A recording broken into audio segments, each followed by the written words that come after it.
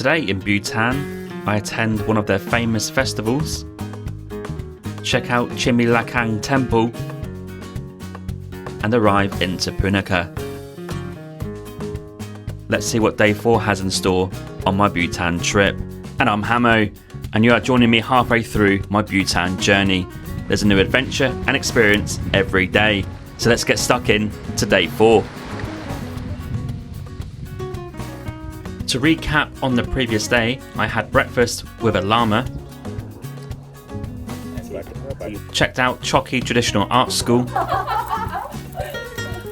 had lunch with a famous Bhutanese musician, got a pulse reading at a medical centre, and finish the day with the Buddha Dordenma. One of the best days I've had in travel. Now it's time to move on to today. Time to check out of my hotel called the Access Suites. A fantastic stay and very comfortable, and I'm dressed ready for the day. Look at this, I'm dressed in the traditional go. Now it's time to head into the minivan and off to the festival. I cannot wait to see what's in store.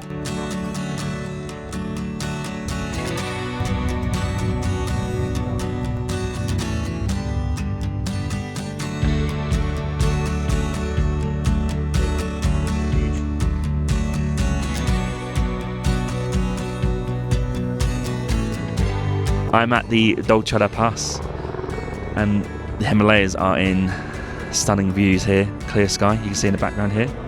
There we go. And Bhutan actually has the highest unclimbed mountain in the world. And I'm actually at the festival here. There's a festival going on today, which is one of Bhutan's most iconic things to see and do. I'm really excited for that. It's the Royal Military Festival. So I'm going to go up to that in a minute. But first, I'm going to take a look at the Himalayan range. I'll pop the photo up, which is detailing what the ranges are and the heights and stuff and what mountains are, and then I'm gonna walk around, get some photos, get some videos, and gosh, stunning views this morning, my word, this is so cool. Right, let's have a little look. So that one there is the highest unclimbed mountain in the world. Top notch.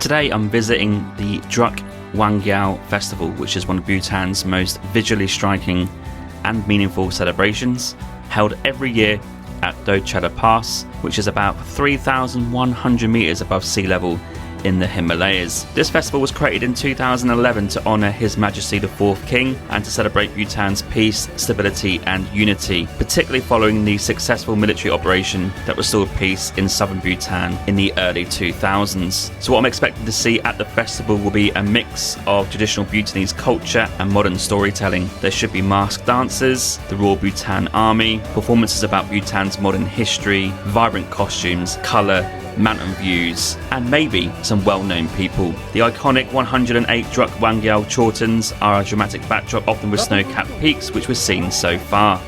Let's get in there and see what it's all about. This is the Druk Wangyel Tshechu Festival. Look at this. Wow, look at the colours. Himalayas in the background. Very busy, very popular. There's a lot of dances going on. This defines culture. Oh, what a moment. So cool. This is a parade and a festival to commemorate the military. In 2003, there was some insurgency from India in the south, which was crushed and stopped within 3 days from their army and military. Some of them did die actually. But the 4th king, so now king's father, went to war with the army to sort that out. And that's why he started this festival, to commemorate those guys who fought for the country. And here we are paying respects. It's going to lift us up a little bit. That's so cool, isn't it?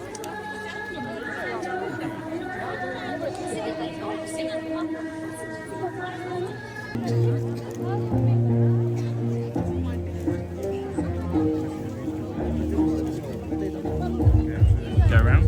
Yeah, possible? Yeah. Sure. Okay, yeah. You gonna be here? Yeah. Okay, yeah. I'll walk around. Can I go up here as well to the left? Yeah. Yeah. But in front of the tent, they will not allow you to stand. Ah, I see. Yeah. That's cool. I can go around the right hand side.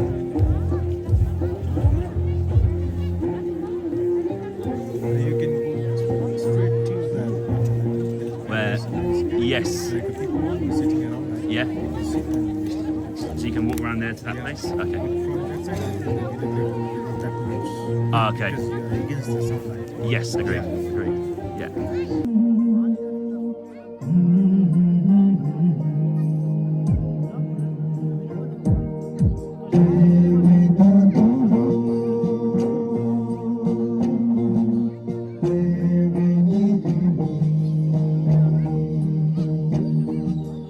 These two guys dressed in the masks and the costumes are like the MCs. They do make the crowd laugh and introduce the next performances. It's quite funny to watch them go about and do their thing.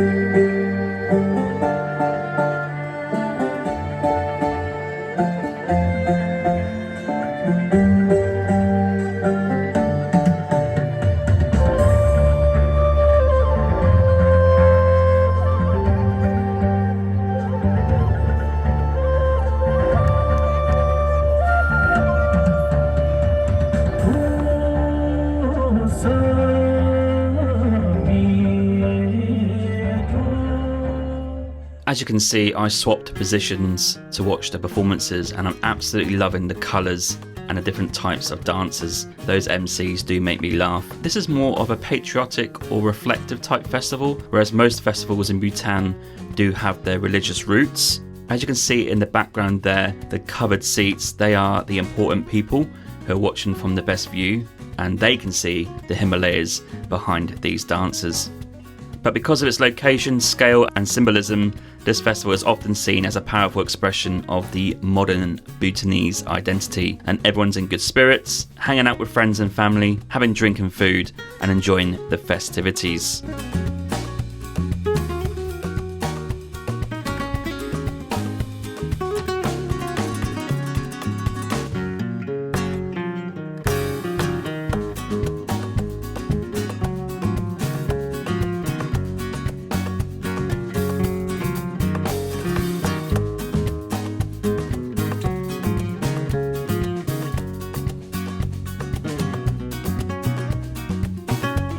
Speaker of the National Assembly. There he is, doing the rounds, some TV about. It's pretty cool, very popular. That's amazing.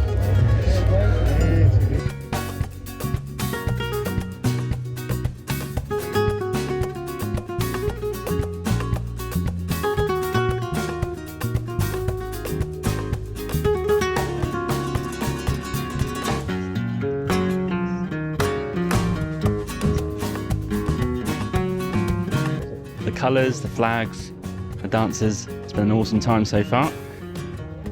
Look at that background, my word. What a cool event. You have to go to a festival in Bhutan, it's a must. So when you plan your trip, look at the calendar, there's plenty throughout the year. And I got lucky with this one with my timings. So I booked my flights first, then booked my trip. But there's more to come. Oh, loving the background, look at that. Oh.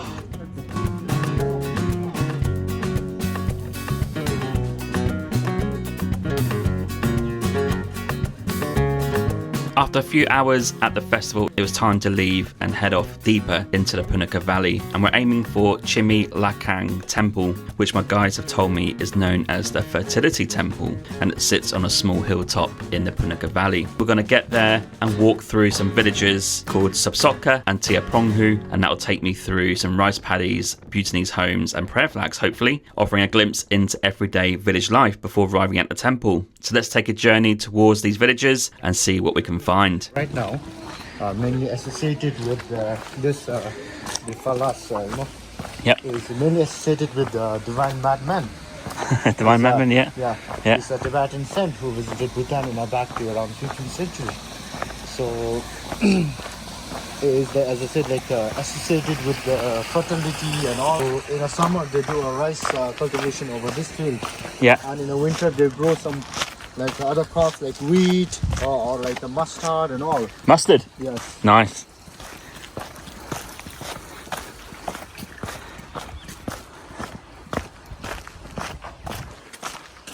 Ah, it's nice and peaceful.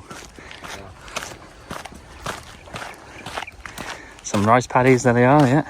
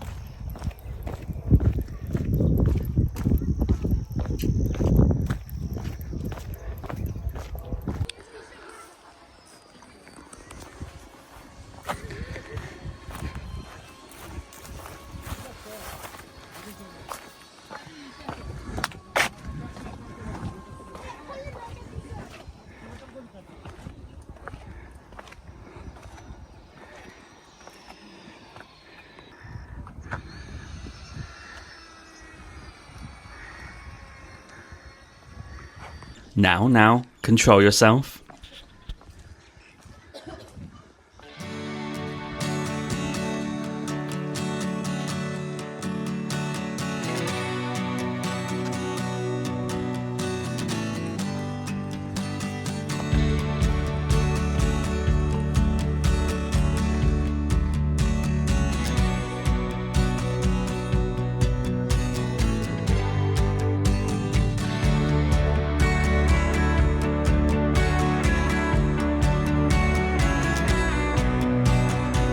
Right, next stop in Punakha, we're at the temple called Chimi Lhakhang, and this is related to the divine Madman, or Drukpa Kunley. I've been explained that he is a bit of a ladies' man, and a madman, and a bit of a funny man, jokey, and his teachings do come from Tibet, but this temple behind me is in honour of him, and honestly, I mean, what a place to have it. Look at that. The views behind me there, incredible, of the valley. Punakha is a bit warmer actually, a bit lower in altitude, about 1,500 metres. And the main thing that this temple is kind of known for is, as you walk in through the village, you'll see a lot of penises on walls and on houses and stuff. That is to provide protection, to ward away the evil spirits, but also help couples with fertility. So people can come here, do a ceremony. The woman has to, I think, hold one of those and walk around the temple 3 times, and then hopefully that does the trick. So we're now going to pop into the temple, have a look. This kind of reminds me a little bit of the Kama Sutra temple in India, which I went to many years ago, but obviously it's different, so I'm looking forward to giving it a go and seeing what it's like. But first, let's check out this view. Right, let's go.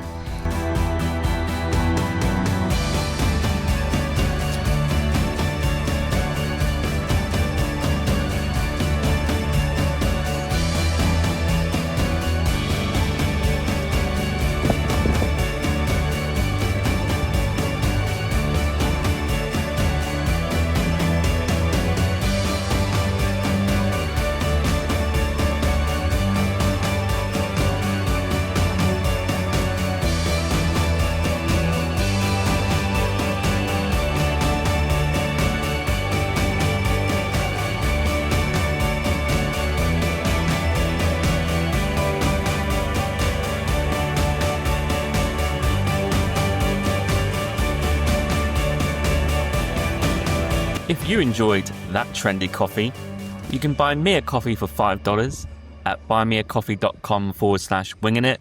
This helps the production costs of this YouTube channel and helps me personally to travel to provide you with some great travel content. Cheers. That was the end of the visit and of the day too. Now we're back into the van heading to our hotel in the hills, and as it comes to sunset, I cannot wait to see the views of the Punakha Zhong in the distance. I've been told it's an absolute stunner, so let's see what we get.